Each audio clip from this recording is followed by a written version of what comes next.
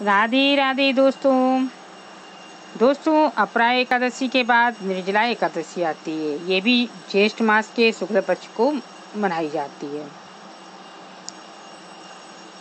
एकादशी भगवान विष्णु को बहुत प्रिय है। एकादशी के दिन आप स्नान आदि करके भगवान को भी स्नान आदि कराएं और उसके बाद भगवान की विधि विधान से पूजा करें और निर्जला एकादशी का उपवास करें। निर्जला एकादशी बहुत ही कठिन व्रत है। जैसे नाम से ही प्रतीत होता है कि निर्जला मतलब कि कुछ भी नहीं खाना पीना, मतलब पानी तक नहीं पीना। ये व्रत बहुत कठिन होता है। जो बड़े बूढ़े हैं तो वो ना रहें तो ज़्यादा अच्छा है। जो लोग रह सकते हैं वो ज़रूर से रहें। इस दिन भगवान को फलाहार का भोग लगाना चाहिए और पंखा, पानी से भरा घड़ा वगैरह दान करना चाहिए। इसमें जगह जगह प्याव वगैरह लगाएं क्योंकि जेठ का महीना बहुत गर्म होता है और ये व्रत भी बहुत कठिन होता है। तो चलिए हम सुनाते हैं निर्जला एकादशी की कथा। इसके पहले मैं आपसे कुछ कहना चाहती हूँ। यदि मेरा यूट्यूब चैनल आपने अभी सब्सक्राइब नहीं किया है तो जरूर से सब्सक्राइब कर लीजिए। बगल में बेल आइकन उसको पुश कीजिए जिससे मेरी नई नई वीडियो की नोटिफिकेशन आपको मिलती रहे। माँ अम्बे रसोई के नाम से फेसबुक में पेज उसको भी फॉलो कर लीजिएगा। चलिए हम सुनाते हैं निर्जला एकादशी की कथा। ज्येष्ठ शुक्ल पक्ष। बोलो एकादशी की जय। 88,000 ऋषि मुनि बड़ी तन्मयता से एकादशियों की पापनाशक व रोचक कथाएं सुनकर आनंद विभोर हो रहे थे। आप सबने ज्येष्ठ मास के शुक्ल पक्ष की एकादशी की कथा सुनने की इच्छा व्यक्त की। तब सूत जी ने कहा, एक बार श्री भीमसेन व्यास जी से बोले, हे पितामह, भ्राता युधिष्ठिर, माता कुंती, द्रौपदी, अर्जुन, नकुल और सहदेव आदि एकादशी के दिन व्रत करते हैं और मुझे भी एकादशी के दिन अन्न खाने को मना करते हैं। मैं उनसे कहता हूँ कि भाई, मैं भक्ति पूर्वक भगवान की पूजा तो कर सकता हूँ और दान दे सकता हूँ, परंतु मैं भूखा नहीं रह सकता। इस पर व्यास जी बोले, हे भीमसेन, वे सही कहते हैं। शास्त्रों में वर्णन है कि एकादशी को अन्न नहीं खाना चाहिए। यदि तुम नरक को बुरा और स्वर्ग को अच्छा समझते हो तो प्रत्येक मास की दोनों एकादशियों को अन्न ना खाया करो। इस पर भीमसेन बोले, हे पितामह, आपसे प्रथम कह चुका हूँ कि मैं एक दिन एक समय भी भोजन किए बिना नहीं रह सकता। फिर मेरे लिए पूरे दिन का उपवास करना तो बहुत ही कठिन है। मेरे पेट में अग्नि का वास है जो अधिक अन्न खाने पर शांत होता है। यदि मैं प्रयत्न करूं तो वर्ष में एक एकादशी का व्रत अवश्य कर सकता हूं। अतः आप मुझे कोई एक ऐसा व्रत बतलाइए जिसके करने से मुझे स्वर्ग की प्राप्ति हो। श्री व्यास जी बोले, हे वायुपुत्र, बड़े बड़े ऋषि और महर्षियों ने बहुत से शास्त्र आदि बनाए हैं।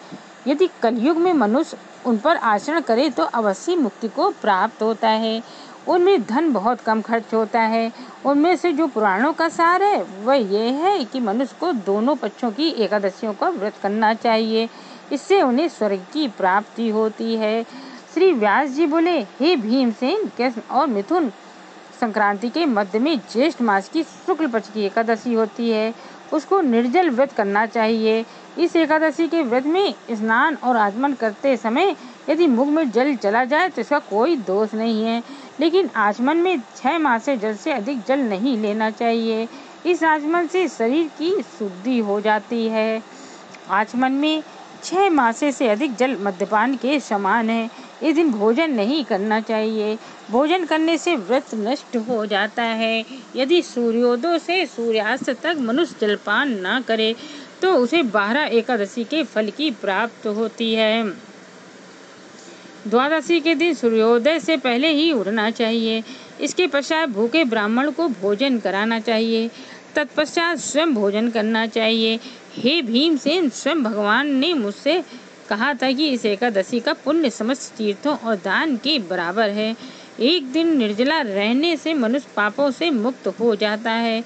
जो मनुष्य निर्जला एकादशी का व्रत करते हैं उनको मृत्यु के समय भयानक यमदूत नहीं दिखते, बल्कि भगवान विष्णु के दूत स्वर्ग से आकर उसको पुष्पक विमान पर बिठा स्वर्ग को ले जाते हैं। संसार में सबसे श्रेष्ठ निर्जला एकादशी का व्रत है, अतः यत्न पूर्वक इस एकादशी को निर्जल व्रत करना चाहिए। इस दिन ओम नमो भगवते वासुदेवाय देवाय इस मंत्र का उच्चारण करना चाहिए और दिन भर ओम नमो भगवते वासुदेवाय का मंत्र को मन ही मन रटना चाहिए। इस दिन गौदान करना चाहिए। इस एकादशी को भीमसेनी या पांडव एकादशी भी कहते हैं। निर्जल व्रत करने से पहले भगवान की पूजा करना चाहिए और उनसे विनय करनी चाहिए कि हे भगवान, आज मैं निर्जल व्रत करता हूँ, इसके दूसरे दिन भोजन करूँगा, मैं इस व्रत को श्रद्धा पूर्वक करूँगा, मेरी सब पाप नष्ट हो जाएं। इस दिन जल से भरा हुआ घड़ा, वस्त्र आदि से ढककर स्वर्ण सहित किसी सुपात्र को दान करना चाहिए। जो मनुष्य इस व्रत के अंतराल में स्नान तप आदि करते हैं, उनको करोड़ फल स्वर्ण दान का फल मिलता है। जो मनुष्य इस दिन यज्ञ होम आदि करते हैं, उसका फल वर्णन भी नहीं हो सकता। इस निर्जला एकादशी के व्रत से मनुष्य विष्णु लोक को जाता है। जो मनुष्य इस दिन अन्न खाते हैं, उनको चांडाल समझना चाहिए, वे अंत तक में नरक में जाते हैं। ब्रह्म हत्यारे, मद्यपान करने वाले, चोरी करने वाले, गुरु से द्वेष करने वाले, असत्य बोलने वाले भी इस व्रत को करने से स्वर्ग को जाते हैं। हे कुंती पुत्र, जो पुरुष या स्त्री इस व्रत को श्रद्धापूर्वक करते हैं, उनके निम्नलिखित कर्तव्य हैं। उन्हें सर्वप्रथम विष्णु भगवान की पूजा करना चाहिए, तत्पश्चात गौदान करना चाहिए। उस दिन ब्राह्मणों को दक्षिणा, मिष्ठान आदि देना चाहिए। निर्जला के दिन अन्न, वस्त्र, छत्र, उपहाना आदि का दान करना चाहिए। जो मनुष्य इस कथा को प्रेम पूर्वक सुनते व पढ़ते हैं, वे भी स्वर्ग के अधिकारी हो जाते हैं।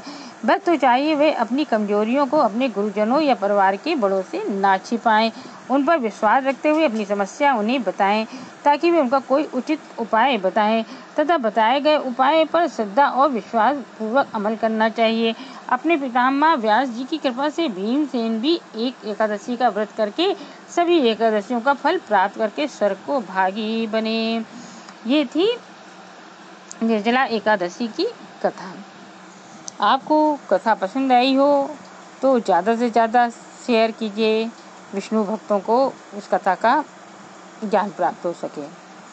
चलिए अगली वीडियो मिलते हैं। राधे राधे।